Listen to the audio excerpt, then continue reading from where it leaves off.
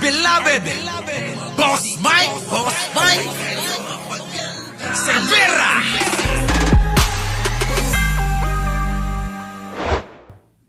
Bilang sa mga pinakamahabang sentensya sa mundo ang dating Pangulong Rodrigo Duterte. Nako! Matapos kumalat ang balita na siya ay umano'y hinatulan ng International Criminal Court ng Laba? 120-year imprisonment. No. Dahil dito, mabilis na nag-viral sa social media ang Ang? isang video na nagdulot ng matinding diskusyon. Ngunit ang tanong, facts nga ba ito o fake? Kita nyo mga kababayan ko. Eto pakinggan ho ninyo. Kanino galing yung balita na yan? Alamin mo na kung tama o mali. Kung totoo o hindi. Walang peke. Lahat ho nang napapack check ho mga kababayan Kampo ni Duterte, no? Diba? Kampo ng mga Duterte. Sige tuloy. Oo, ay, alam nyo ng DDS. Di bobo yan. Huwag kayong papatol sa bobo. Alam nyo naman na doon sa aming barangay ay may salitang naimbento. Kapag sinabing DDS, ang ibig sabihin ay bobo. Tuloy. DWIZ. Fact or fake? And by the way, it's Nakikita nyo ba itong baklang to? Yung baklahon na naging kakompetensya ni Roque na sumusubo ng utin. Sabi nga daw ho mga kababayan, sabi ng ating bubwit, abay nag-aaway daw ho si Roque at saka ho ito dahil sa utin. Kita nyo mga kababayan ko dahil sa utin nag-awa yung dalawang bakla. Ngayon, eto tignan nyo kung gaano ka fake news. Eto yung binabalita nila. Hindi naman BBM vlogger yan. Hindi naman yan sumusuporta kay Pangulo. Hindi naman kakamping yan. Ano siya? DDS vlogger. DDS vlogger na bading. Mga kababayan, maliwanag DDS vlogger na bading. Ayan sige, pakinggan natin. so happened that the former president, our living hero, is inside Living hero daw nila si Digong. Kaya alam nyo mga kababayan, itong mga vlogger ni Digong talaga, iba utak no? that building, held for more than 120 years. Nako, Ayon sa viral kita nyo mga kababayan, 120 years daw imprisonment, si Digong pinapakalat ng mga vlogger nila. 120 mga kababayan. Biruin nyo, patay na tayong lahat. Si Digong nakakulong pa rin. Ano? Aloy. video, may desisyon na umano ang ICC na makukulong ang dating Pangulo ng 120 taon kaugnay ng kasong isinampa laban sa kanya. Gayunman, base sa aming fact-checking, ito ay fake. Walang Kita nyo, fake. Pero pinapakalat mismo ng kampo ni Digong. Kaya alam nyo, tama yung sinasabi natin Hindi lahat ng mga sumusuporta kay Digong ay tulad natin. May puso yung pagsuporta kay Pangulong Bongbong. Yung pagsuporta ng karamihan ng mga DDS vlogger dyan, kung hindi sa pera, ginagamit lang nila si Digong. Ginagamit lang ho nila si Digong para magpasikat. Sumasakay lang sila Kaya tignan nyo, mga kababayan ko, puro fake news yung kanilang mga binabalita Kita nyo mga kababayan, pag sinabi ko na nag-agawan si Roque at saka yan, sahutin, abay totoo yun. Ay kita nyo, isang hutin lang pinag-aagawan. Talagang hapit na hapit yung mga yan. Di ba? Di ba? Mga kababayan ko. O, sige tuloy. Ayan ha, fake ho yan. Anumang opisyal na desisyon ang ICC na nagpapatunay na siya ay hinatulan ng 120-year imprisonment. Sa kita katotohanan, ang kaso ay nasa proseso pa lamang ng confirmation of charges sa hearing kung saan sinusuri pa ng hukuman kung mayroong sapat na ebidensya upang ituloy ang kaso sa full trial. Ay malalaman natin sa isang araw yan mga kababayan ko. Di ba? Tulad ho neto. Eto, dito ho kayo kikilabutan. Ha? Kikilabutan ho kayo sa susunod na maririnig nyo eh. Aba, eto ho'y pinapatay ni Digong eh. Tuloy. Ayan na. Siguro, napanood nyo na ho ito. Ilang beses na rin ho natin na ipakita. Pero ngayon, pwede na ho na nating itugma. Tugmang-tugma na ho yung sinabi ni Ka-Percy sa mga balita na plano ni Digong na ipapatay si Pangulong Bongbong. Ayan, mga kababayan ko. Abay, nagkakatotoo na eh. Nangyayari na ho yung mga sinabi. Ka-Percy, pasok. Mag-iingat ka na. Presidente Bongbong Marcos, sabi ko nga sa inyo, dadating yung oras, magugulat ka na lang. Yung pagmi-meeting ng PDP Laban, sinasabi ni Digong nyo, suportahan ka raw. Baliktarin mo yun. Huwag ka maniniwala ro, walang totoong sinabi yun. Kita nyo mga kababayan, nagkamali ba tayo? Sabi ko sa inyo, ang mga Duterte, iba yung sinasabi sa ginagawa. Ayan. Pag sinabi, susuportahan ka, baliktarin mo yun. Gugurgurin ka. Kita nyo mga kababayan, ano? Grabe, no? Sige tuloy. Di ba? Proven yan. Kailan nagsabi ng totoo si Duterte, sabihin niyo sa amin. Lahat ba ng ipinangako niya, may natupad? Wala. Wala! Ngayon, mga DDS na mga nanonood dito, pag sinabi namin DDS, bobo, ganun. Sige, diretsahin na natin. Lahat ng mga bobo na nanonood dito. Ano masasabi nyo? Ano masasabi nyo? Tuloy. Ibig sabihin, proven na yan. Mga kaibigan, sa pagsasabi ng baliktad, diyan ka mag-ingat. Correct. Mag-ingat ka. Mga kababayan, alam nyo na.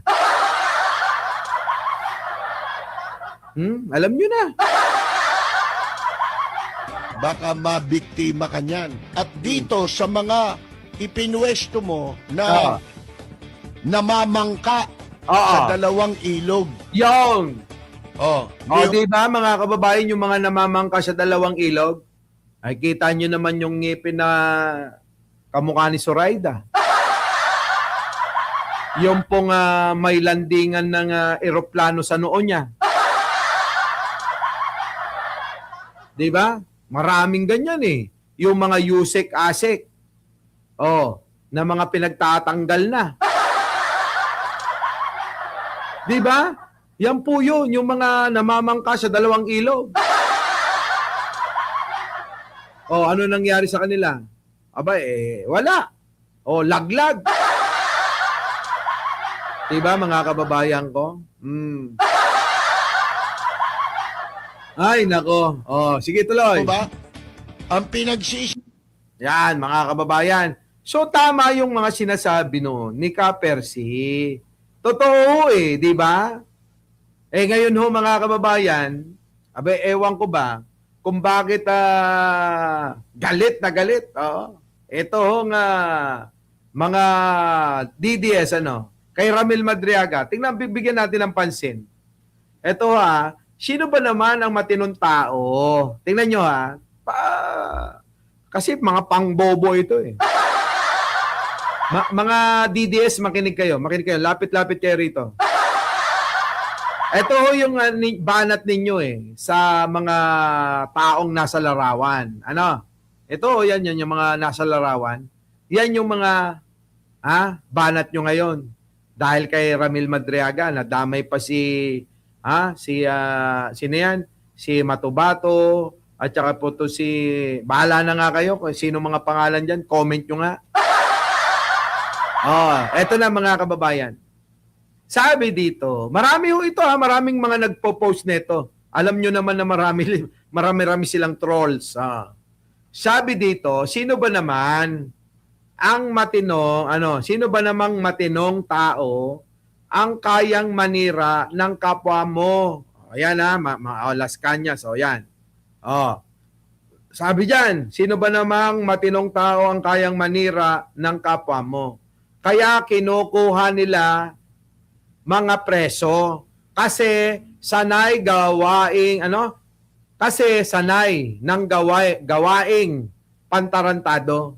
Sapagkat sanay na sila sa ganitong aspeto, ang magsinungaling at manloko. Tama, mga kababayan ko, no? Kundi ba naman mga bobot, mga tanga, kayong mga DDS, halos ganito lahat, iisang litanya yung mga sinasabi nyo sa mga, itong mga taong nasa litrato. Kundi ba naman kayo mga bobo at tanga, lapit kayo para may matutunan kayo sa aking pangangatwiran, mga putang ina nyo. Lapit! Lumapit kayo para may matutunan kayong pangangatwiran sa akin. Nang hindi kayo naloloko ng mga Duterte. Pakinggan nyo itong mamomotawi na mga salita galing sa bunganga ko. Makinig kayo mga bobo. Baka nakakalimutan nyo kung hindi ba naman kayo isa't kalahating mga tanga. Etong mga nasa litrato, bago pa to magsalita, ang kumuha at naging tauhan ng mga yan ay mga Duterte. Tama? Kita nyo? Sino nga kukuha na matino dyan? Bakit pinagkatiwalaan ni Duterte yan? Bakit pinagkatiwalaan ng mga Duterte, ng Sara Duterte nyo, ng Digong nyo? Sila ang unang nagtiwala rito sa mga to. Tama, mali. Tapos ngayon, binabatikos nyo, sino kukuhang matinong tao rito? Mga kriminal naman to. Si Digong nga kumuha dyan.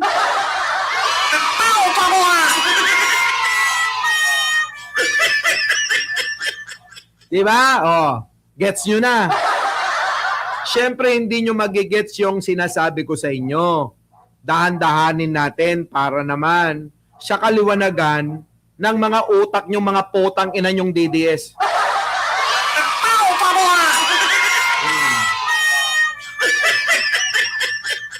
Binabanatan nyo yung mga tao na to porque hindi na pumapabor yung mga sinasabi. Pero, nung panahon na pinapakinabangan ng kampo nyo, pinakikinabangan ni Digong itong lahat ng taong ito, abay, puri kayo ng puri. Praise the Lord. Praise, Digong. Tanga-tanga talaga mga DDS, Ang bobobo talaga eh. Example, sabi nga rito ni Katnip, ex-convict, si Robin Padilla. Diba, July? Gustong-gusto yata ng mga Duterte yung mga ex-convict Tapos ngayon ginagawang state witness, ginagawang witness, magpatotoo, mga kababayan, galit na galit ang mga bobo Ay, nako. Ewan ko, mga utak nyo. Kakapanood nyo yan kay Banat Bay. Ngayon, alam nyo na. Kasi nga, mga bobo kayo, kung ano na lang yung ipapalamon sa inyo, pinapaniwalaan nyo. Tatangan nyo talaga, no? Tatangan nyo. Diba?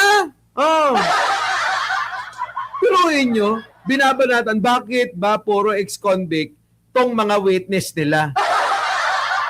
Hindi yun ang tanong. Tanungin nyo muna, bakit ba puro ex-convict yung mga pinagkukuha ni Digong na mga tauhan niya? Dahil bago pa umabot na maging witness sila, tauhan na ni Digong yung mga yan. Tanga! Tao pa ko ha! Ang tatanga! Ano bang klaseng mga... Kaya alam nyo yung mga pangangatwiran nyo, huwag nyong iaabante rito. Oo. Kahit padalin nyo si Sara, hindi mananalo. Oo. Huwag lang sa suntukan kay Baste kasi hindi naman ako boksingero. Kung gusto nyo ng boksingero, kalaban si Baste, ayun, si Sara Duterte. Mukhang boksingerong bakla, pwede silang mag-match. Diba? So alam nyo na mga kababayan ko. Alam nyo na. Ganyan sila kabobo. Oo, hindi okay lang ako. Diba? Wala. Alam nyo, gusto ko talaga na binabasag tong mga bobong DDS eh. Ay, nako. Ewan ko ba, tulad niyan. Kung di ba naman kayo tanga, pumunta kayo sa Hong Kong, ginamit nyo pa si Panelo. Ayan ba'y matagal ko na nakikita to. Tignan nyo kung gaano katanga. Itong si Panelo, nagsisigaw ng Sara Duterte. Sara Duterte. Ano ang sigaw ng mga taga Hong Kong? BBM! To.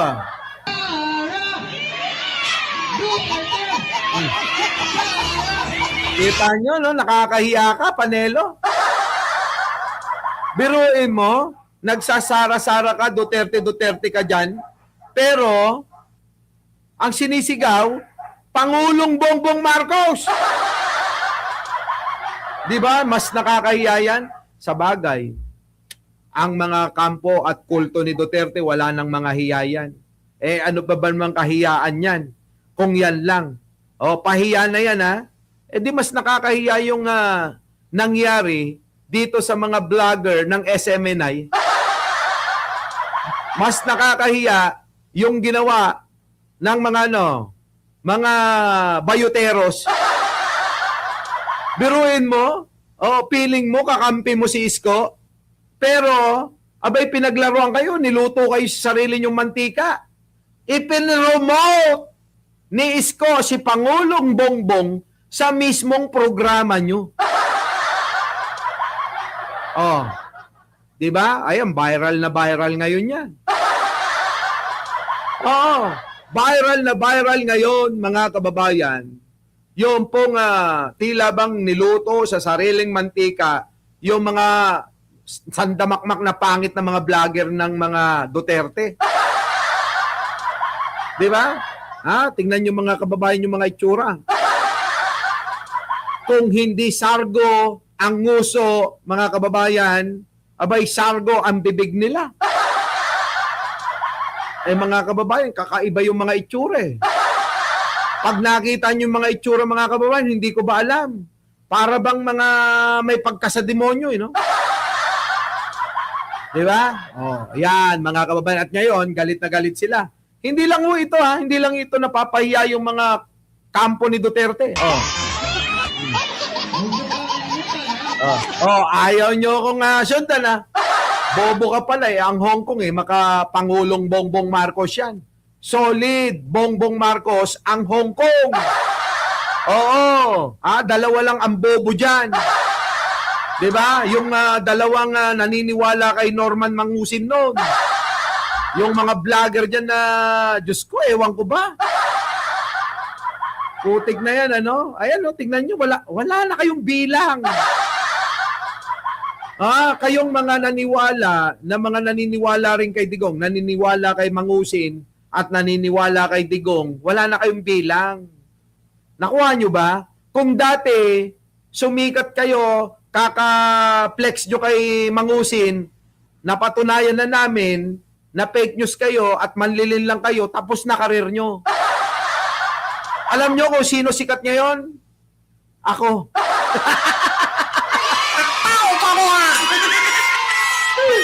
Di ba? Wala nang ibang sikat ngayon na vlogger kundi ako. Di. Tama ba? Tama ba, Jojo Chavez, Alicia Duran? Putik na yung panahon pa ng mga dinosaur, mga nagbablog yan. Putik na yun, nanonood sa inyo, 3, 2, 5, 10. Putik ng ganyan, kung ganyan, 2, 3, abay, magtawagan na lang kayo. Doon kayo mag-usap-usap. Hindi katulad nito, tignan mo, 2,000.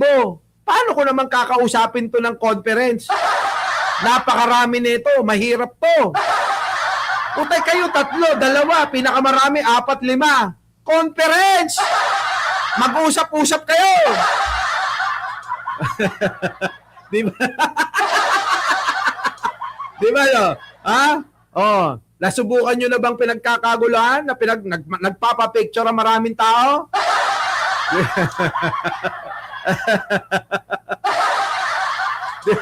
Di ba, no? Olive Makapagal, no? Oh. Wala eh. Kaya nga ho mga kababayan, kita nyo naman, Oh. Kung sino-sino mga nagpapatawag na sa atin, Di ba?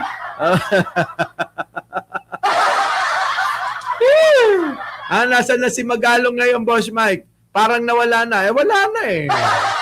Oh, wala na. Oh, ngayon. Di ba, Karuba? Tanungin nyo si Karuba. Sino ang vlogger na sikat ngayon? Di ba? Meron bang iba, Karuba?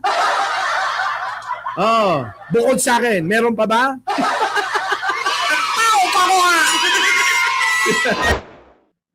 Our beloved Boss Mike Cervera.